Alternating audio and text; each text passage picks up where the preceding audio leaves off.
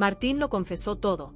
Y antes de que te cuente exactamente lo que ocurrió en ese cuarto, antes de que te describa la cara de Matilde cuando las palabras de su hermano aterrizaron una por una sobre ella como piedras lanzadas desde adentro, quiero que sepas algo. Algo que te voy a pedir que guardes en la cabeza durante toda esta video. Porque al final de todo lo que vamos a analizar hoy, hay una pregunta que queda flotando en el aire de Valle Salvaje. Una pregunta que cambia todo lo que creíamos saber sobre quién es realmente peligroso en este valle. Y la respuesta, cuando llegue, te va a helar la sangre. Pero primero, siéntate. Porque lo que acaba de pasar en Valle Salvaje es de esas cosas que te dejan sin palabras durante varios segundos antes de que el cerebro empiece a funcionar de nuevo. Llevamos semanas viendo a Matilde sufrir. Semanas viendo a esa mujer que ha aguantado más de lo que cualquier persona debería aguantar en una sola vida.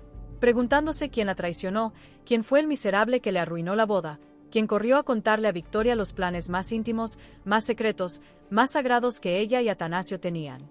Y yo, siendo honesto con ustedes, tenía mis sospechas. Porque en este valle nadie es completamente inocente. Pero había un hombre que yo no quería que fuera.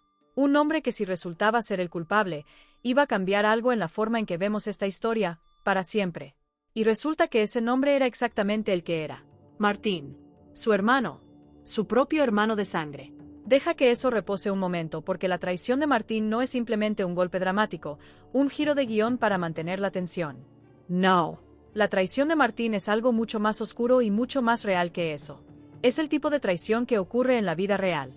El tipo de traición que no viene de los enemigos, que no viene de las personas que ya sabes que te quieren hacer daño, viene de alguien que debería ser tu escudo. Y eso no tiene vuelta atrás. Pero empecemos por el principio, porque este capítulo no empieza con la confesión. Empieza con algo mucho más pequeño, algo que parece casi insignificante. Y sin embargo, es lo que lo pone todo en marcha. Todo comienza cuando Matilde nota algo. Y aquí me quiero quedar un momento, porque me parece que los guionistas de esta novela han hecho algo extraordinariamente inteligente con el personaje de Matilde a lo largo de estas temporadas. Han construido a una mujer que al principio parecía secundaria, que parecía existir solo en función de los hombres que la rodeaban. De Gaspar, de Atanasio, de la sombra eterna de Victoria. Y poco a poco, sin que te dieras cuenta, la han convertido en uno de los personajes más agudos, más perceptivos, más profundamente humanos de todo el reparto. Matilde no llega a las conclusiones a gritos. Llega a ellas en silencio. Observando. Procesando. Y cuando por fin habla, cuando por fin actúa, ya ha construido dentro de su cabeza una arquitectura tan sólida que no hay manera de derrumbarla. Esa noche, cuando la oscuridad ya cubre Valle Salvaje y parece que todo debería estar en calma, Matilde le dice a Atanasio lo que viene cargando desde horas antes. Ha ocurrido algo con Martín, ¿verdad? Y Atanasio responde con una pregunta. ¿Por qué? Porque esta tarde, cuando os habéis encontrado, ha sido todo un poco raro. No sé, no estabais como siempre. Y yo aquí quiero pausar. Porque ese momento, esa pequeña observación de Matilde, dice todo lo que necesitamos saber sobre quién es esta mujer. No necesita pruebas. No necesita evidencias. Le basta con notar que la energía entre dos personas cambió. Le basta con percibir que algo invisible se rompió en un encuentro que para cualquier otro hubiera parecido completamente normal. Matilde lee entre líneas mejor que nadie en este valle. Y eso es una habilidad que Victoria nunca terminó de respetar. Y ese desprecio le va a costar muy caro. Atanasio sabe algo. Está claro. La forma en que responde, con esa pregunta que en realidad no es una pregunta sino una táctica de tiempo, lo delata. Y Matilde lo ve. Pero antes de que esa conversación pueda desarrollarse, antes de que lleguen al fondo de todo, la historia nos lleva a otro lugar. Nos mueve por el valle con esa cadencia que tiene esta novela de cortar justo cuando más quieres quedarte. Y lo que encontramos al otro lado del corte es una Mercedes en un punto que yo encuentro enormemente interesante. Porque Mercedes ha sido durante mucho tiempo el personaje más estratégico de esta historia. La mujer que siempre tiene un plan. Que siempre sabe cómo usar la información que tiene. Que nunca se deja llevar por el sentimiento cuando hay algo importante en juego. Y sin embargo, aquí está harta. Confundida. Y lo que es más revelador de todo, herida. Está mintiendo una y otra vez, cuando nunca antes lo había hecho. Eso les dice a Alejo y a Bárbara sobre Luisa. Y escúchenme bien, porque en esa frase hay algo que va mucho más allá del enojo de una señora que descubrió que su empleada le miente. Hay una decepción genuina. Mercedes se había acostumbrado a ver en Luisa a alguien diferente. Alguien que no usaba el engaño como moneda de cambio. Y ese cambio la descoloca. La molesta de una manera que va más allá de lo práctico. ¿Y por qué miente Luisa? Ustedes ya lo saben, si han seguido la historia de cerca. Luisa está buscando la verdad sobre el parto de Adriana. Luisa escuchó con sus propios oídos que el bebé que nació era un niño. Y a la familia le presentaron a una niña, a María. Y eso no encaja. Eso nunca ha encajado. Y Luisa, que le prometió a Adriana ante su lápida que descubriría la verdad, está cargando con ese juramento como si fuera una piedra atada al cuello que la arrastra hacia el fondo. No puede soltarla. Pero tampoco puede contarla. Porque la verdad sobre el parto de Adriana tiene implicaciones que van mucho más allá de lo que cualquiera podría imaginar. Y aquí es donde entra Bárbara. Y aquí es donde el capítulo me hace algo que pocos capítulos de una novela son capaces de hacerme. Que es detenerme completamente y pensar. Porque Bárbara le dice a Luisa algo que es al mismo tiempo una petición y una declaración de intenciones. Confía en mí como confiabas en Adriana. ¿Saben qué encuentro extraordinario en esa frase? Que Bárbara no dice confía en mí porque soy tu amiga. No dice confía en mí porque te quiero. No. Dice confía en mí como confiabas en Adriana. Invoca a su hermana muerta. No como argumento sentimental, sino como estándar de confianza. Como medida de lo que está pidiendo. Está diciéndole a Luisa, yo quiero ocupar ese lugar. No para reemplazar a Adriana, porque eso es imposible, sino para ser para ti lo que ella era. Alguien a quien puedas contarle lo que no le cuentas a nadie más. Y yo me pregunto, sinceramente me lo pregunto, si Luisa es capaz de aceptar eso. Porque Luisa no es una persona que confíe fácilmente. Luisa ha aprendido a la fuerza que en este valle abrir demasiado el corazón tiene un precio. Y sin embargo, necesita a alguien. Necesita despertar de esa soledad en la que viene navegando desde que Adriana se fue. Necesita una mano extendida. Y Bárbara se la está ofreciendo. El problema es que aceptar esa mano significa revelar un secreto que puede dinamitar todo. Un secreto que no solo afecta a Luisa, sino a Rafael, a José Luis, a la pequeña María, a todos los Gálvez de Aguirre. ¿Está Bárbara preparada para cargar con eso? ¿Y está Luisa preparada para soltarlo? Eso queda en suspenso. Pero mientras tanto, en otra parte del valle hay otras conversaciones que merecen toda nuestra atención, porque Hernando está en movimiento. Y cuando Hernando está en movimiento, las cosas cambian. Siempre cambian. Enriqueta, que es uno de esos personajes que al principio te parece casi cómico, esa madre ambiciosa y un poco ridícula en su empeño de colocar a su hijo, resulta ser mucho más astuta de lo que aparenta. Ella misma lo ha dicho en varias ocasiones. Se hace la tonta, porque es muy lista. Y en este capítulo lo demuestra una vez más. Ha conseguido lo que parecía imposible. Convencer a Hernando de que los ayude. Le he convencido para que nos ayude a descubrir la verdad. Le dice a Braulio. ¿La verdad sobre qué? Sobre la muerte de Domingo. Y yo quiero ser muy claro aquí, porque creo que a veces la importancia de esta subtrama se pierde entre todas las otras historias que ocurren simultáneamente. Braulio no es solo el hijo de Domingo que vino a hacer preguntas. Braulio es una bomba de relojería. Porque la respuesta a quien mató a su padre lleva directamente a Alejo. Y Alejo es el hijo de José Luis. Y si eso explota, si esa verdad sale a la luz de la manera equivocada, en el momento equivocado, ante las personas equivocadas, las consecuencias son imprevisibles. Y ahora Hernando, con todos sus contactos, con todo su poder como marqués, con esa capacidad que tiene de abrir puertas que para otros permanecen cerradas para siempre, se va a involucrar en esa búsqueda. ¿Saben lo que eso significa? Que el tiempo de Alejo se está agotando. Que la burbuja en la que ha estado viviendo, esa burbuja frágil donde solo unos pocos saben la verdad sobre Domingo, está a punto de ser pinchada por alguien que tiene los medios para hacerlo de forma definitiva. Pero Pedrito no está de acuerdo con nada de esto. Pedrito, que tiene 10 años, o 12, o los que tenga, pero que lleva en el alma todas las batallas que ha visto en este valle. Le deja las cosas claras a Hernando. Sin rodeos. Sin cortesías. No quiero hablar con usted, don Hernando. Antes hablábamos mucho, responde el marqués, intentando recuperar algo que ya no existe. Usted mismo lo ha dicho. Antes. Y ahí termina la conversación. Así de simple. Así de lapidario. Con una sola palabra. Antes. Un antes que lo dice todo.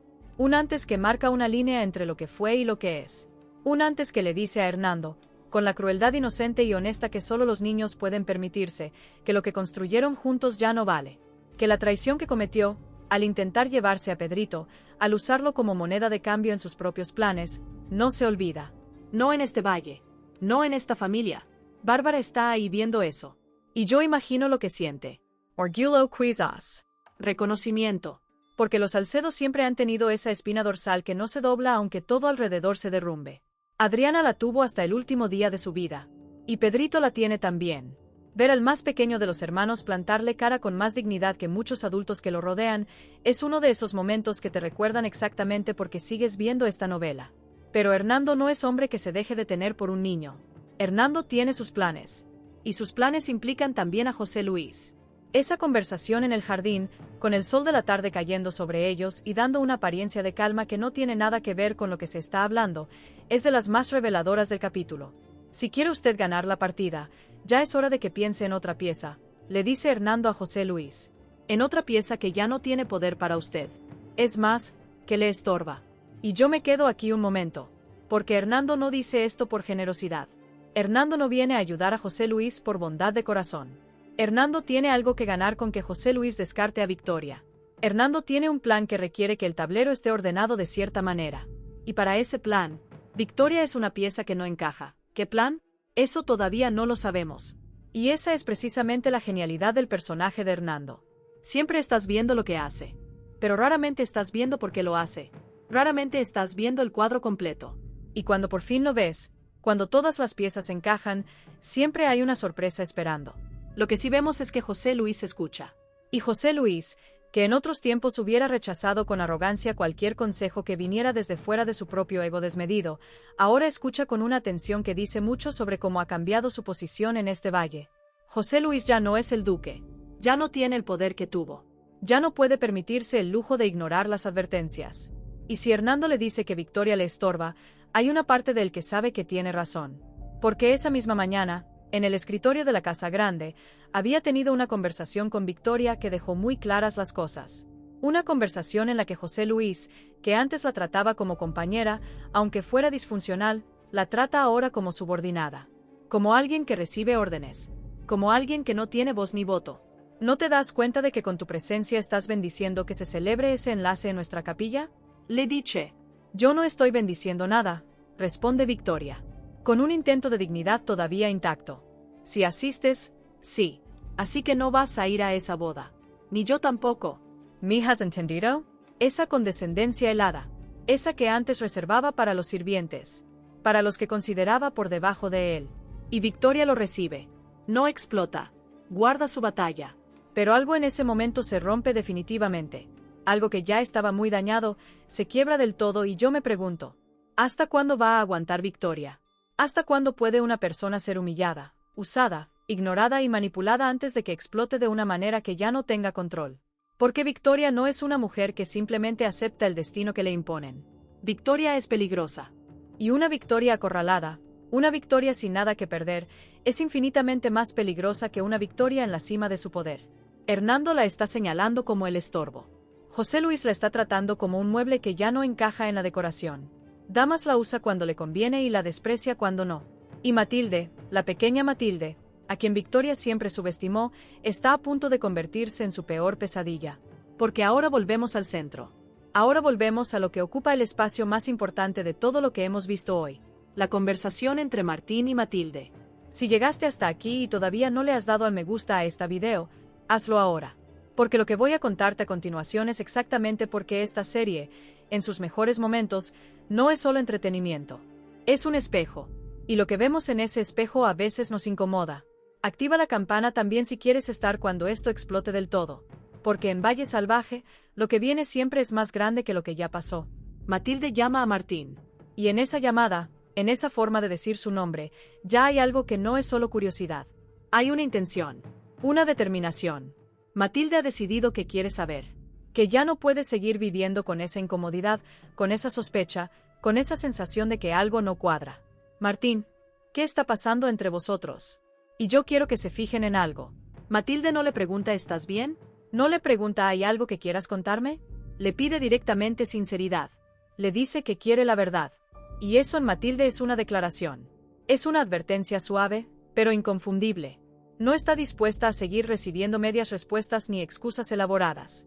Martín lo sabe. Martín lleva semanas sabiéndolo. La culpa que carga es de esas culpas que se meten dentro de los huesos y no te dejan dormir. De esas culpas que te hacen ver la cara de tu hermana y sentir que no mereces estar en el mismo cuarto que ella.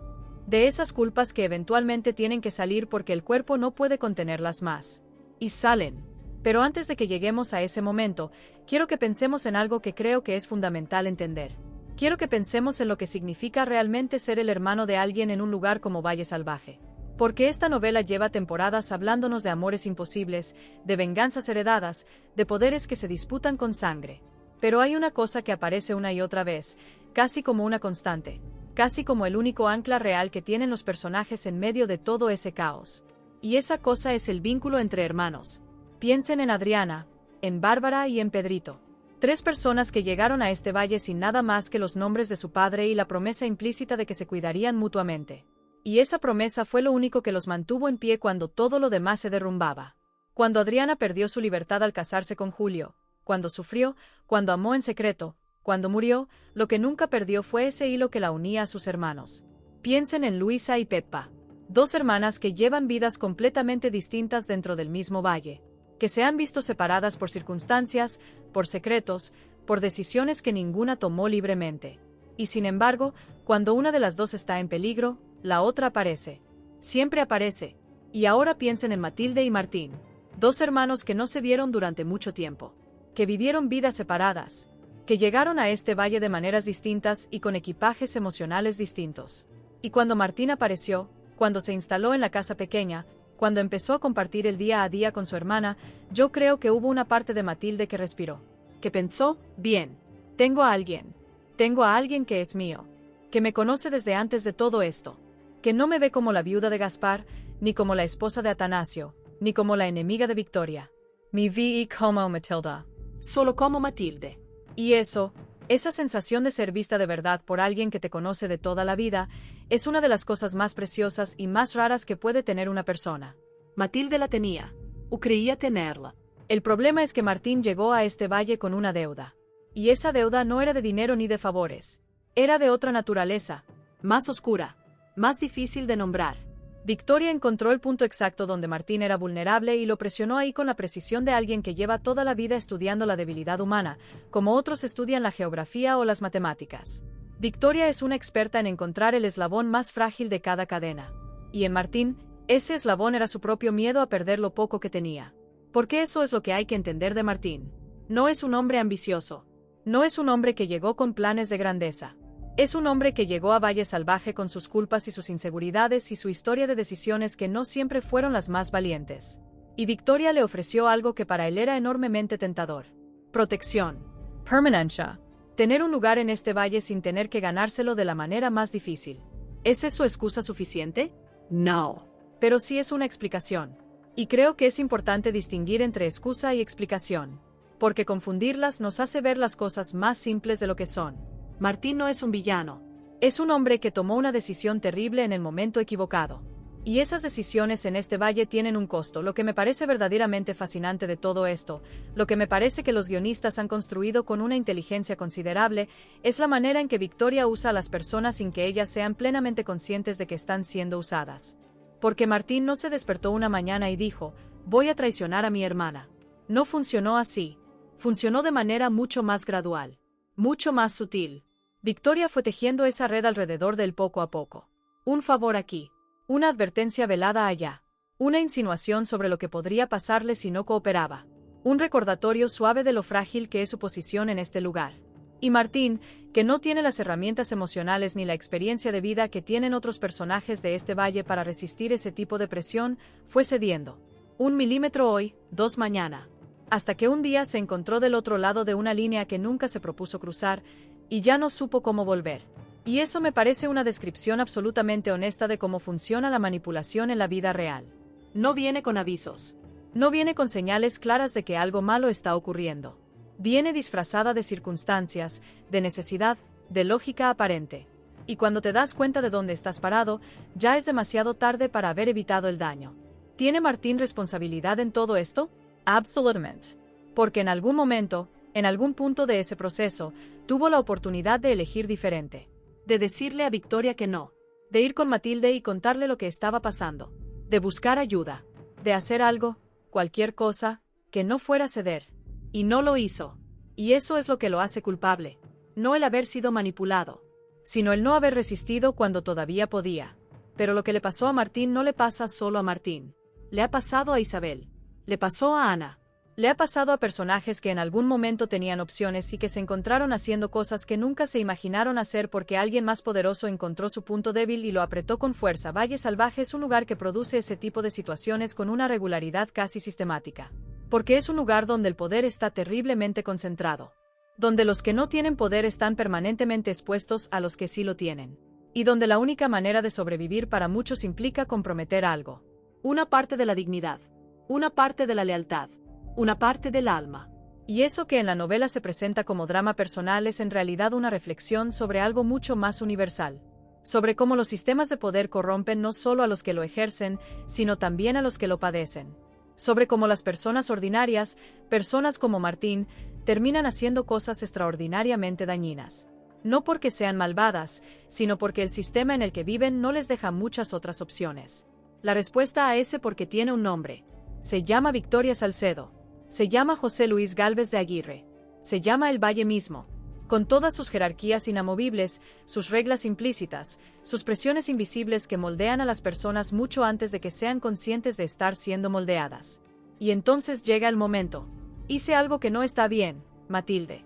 Esa frase tan simple, tan despojada de adornos, tan directamente dolorosa. No hay manera de escucharla y no sentir inmediatamente que lo que viene después va a cambiar algo. Porque cuando alguien dice eso, cuando alguien comienza con esa confesión, el peso de lo que sigue ya está en el aire antes de que las palabras lleguen. Martín, ¿qué ha pasado? Y Martín se lo dice. Se lo dice todo. Yo me imagino ese momento. Me imagino la cara de Matilde mientras las palabras de su hermano van aterrizando una por una. Mientras va entendiendo que fue él. Que el traidor tenía su apellido, su sangre, su historia compartida. Que todas las veces que Martín estuvo presente durante los preparativos de esa boda, todas las veces que escuchó los planes, los lugares, los tiempos, fue acumulando información. Fue construyendo la delación. Fue eligiendo a Victoria por encima de ella. Y lo que dice eso sobre quién es Martín en realidad es esto. Martín cedió. Martín tuvo miedo. Martín eligió el camino más fácil en el momento más difícil. Y eso que parece una descripción de cobardía es en realidad algo más complejo. Porque Martín no es un villano. Martín es un hombre débil en un mundo que castiga la debilidad con crueldad. Y Victoria supo exactamente cómo usarlo. ¿Eso lo absuelve? No, en absoluto. Pero sí lo humaniza. Y esa humanización es lo que hace que este momento sea tan difícil de ver. Porque sería más fácil odiar a Martín si fuera completamente malvado. Pero no lo es. Y eso hace que la traición duela de una manera diferente. De una manera que no tiene la limpieza del odio, sino la suciedad de la decepción. Y Matilde, Dios mío, Matilde. Yo esperaba que Matilde explotara. Que gritara. Que llorara. Que le dijera a Martín exactamente lo que pensaba de él con toda la furia que tiene acumulada desde que esa boda no pudo ser. Pero no. Y eso es lo que hace que este momento sea tan poderoso. El silencio de Matilde es mucho más devastador que cualquier grito. Ese silencio que precede a sus palabras finales, ese silencio en el que ella repasa todo, en el que reorganiza el mapa de su realidad con esta nueva información, ese silencio le dice a Martín más claramente que cualquier insulto que lo que hizo tiene un peso que no se mide en decibeles, sino en profundidad. Y cuando Matilde habla, cuando finalmente dice lo que tiene que decir, lo que sale no es rabia salvaje. Es algo mucho peor. Es una verdad dicha con calma. Una verdad que Martín ya sabía. Pero que escucharla de la boca de su hermana convierte en definitiva. Irrefutable. Permanente. Le está diciendo que eligió mal. Que tuvo una oportunidad de protegerla y eligió no hacerlo. Y que esa elección tiene consecuencias que van mucho más allá de lo que puede reparar con una disculpa. ¿Puede Matilde perdonarlo? Honestamente, creo que sí. Creo que Matilde es lo suficientemente generosa y lo suficientemente inteligente como para entender que los seres humanos se equivocan. Que la debilidad no es una condición permanente. Pero creo también que ese perdón, si llega, va a tardar. Va a costar. Y no va a ser gratuito. Martín tendrá que ganárselo. Tendrá que hacer algo que demuestre que aprendió, que cambió, que cuando vuelva a estar en una encrucijada, elige diferente. Y ahora llegamos a la pregunta que les prometí al principio. La pregunta que cambia todo. Porque lo que cambia en este capítulo no es solo la relación entre Matilde y su hermano. Lo que cambia es la posición de Matilde en el tablero completo. Porque ahora Matilde sabe algo que es enormemente valioso. Sabe exactamente cómo opera Victoria. Sabe que la Salcedo usa a las personas más cercanas como informantes. Sabe que la infiltración en sus planes fue posible gracias a alguien de su propio entorno. Y eso significa que ahora puede protegerse mejor. Puede seleccionar con más cuidado a quien confía. Puede construir una estrategia que tome en cuenta esa variable. Atanasio todavía no sabe todo esto. Y cuando lo sepa, cuando Matilde se lo cuente, que lo hará, porque entre ellos no hay secretos que sobrevivan mucho tiempo, algo va a moverse también en él. Atanasio no es un hombre de explosiones. Es un hombre de cálculos. Pero incluso los hombres de cálculos tienen un límite. Y saber que la persona que impidió la boda de su vida usó al hermano de su esposa como herramienta para hacerlo, toca algo que va más allá de la estrategia. Y mientras todo esto ocurre, Victoria sigue sin saber. Victoria sigue creyendo que su secreto está seguro. Victoria sigue moviendo sus piezas con la seguridad de alguien que cree tener el control. Pero el control se le está escapando de las manos en todas las direcciones. Hernando la señala como estorbo. José Luis la trata como subordinada. Damas la manipula a su antojo. Y ahora Matilde sabe la verdad. Yo siempre he dicho que Victoria es uno de los personajes más fascinantes de esta novela. No porque sea admirable, sino porque es completamente coherente. Victoria siempre ha actuado siguiendo su propia lógica. Una lógica retorcida, despiadada, pero lógica al fin y al cabo. Siempre ha creído que el fin justifica los medios. Siempre ha creído que el poder es el único lenguaje que importa. Y lo que está a punto de descubrir es que hay algo que el poder no puede comprar. La lealtad genuina. Victoria ha pasado toda su vida usando a las personas en lugar de ganárselas. Y eso eventualmente crea un vacío a su alrededor que la va a dejar completamente sola. Victoria pensaba que Martín guardaría su secreto para siempre. Que la combinación de miedo, interés y hábito era suficiente para mantener a alguien callado indefinidamente. Pero subestimó algo fundamental. Subestimó el peso de la culpa. Subestimó la capacidad de una persona de mirar a los ojos de quien quiere y no poder seguir mintiendo. Y subestimó, sobre todo, a Matilde. Matilde no es la mujer que Victoria ve cuando la mira. Victoria ve una criada agradecida. Una viuda que le debe algo. Una pieza menor del tablero. Pero Matilde es mucho más que eso. Matilde es la mujer que sobrevivió a Gaspar. Que sobrevivió a años de humillaciones. Que encontró el amor en el lugar más inesperado y lo protegió con todo lo que tenía. Matilde es una mujer forjada en la dificultad. Y las personas forjadas en la dificultad son las más peligrosas cuando deciden que ya es suficiente, y ese momento en que Matilde decide que ya es suficiente, puede que haya empezado exactamente hoy. Victoria destruyó la boda de Matilde. Pero en el proceso, sin saberlo, sin planearlo, creó algo mucho peor para sí misma. Creó una Matilde que sabe exactamente quién es su enemiga. Que sabe exactamente cómo piensa esa enemiga. Que sabe exactamente qué armas tiene disponibles para usarlas en el momento preciso. Y eso es mucho más peligroso que cualquier venganza impulsiva. Y ahora quiero darte las 3 teorías que me parecen más plausibles sobre lo que viene. La primera. Martín se convierte en el arma más inesperada de Matilde. Ahora que confesó, ahora que cruzó esa línea de la honestidad con su hermana, Martín tiene una sola manera de redimirse. Y esa manera implica devolverse hacia donde vino.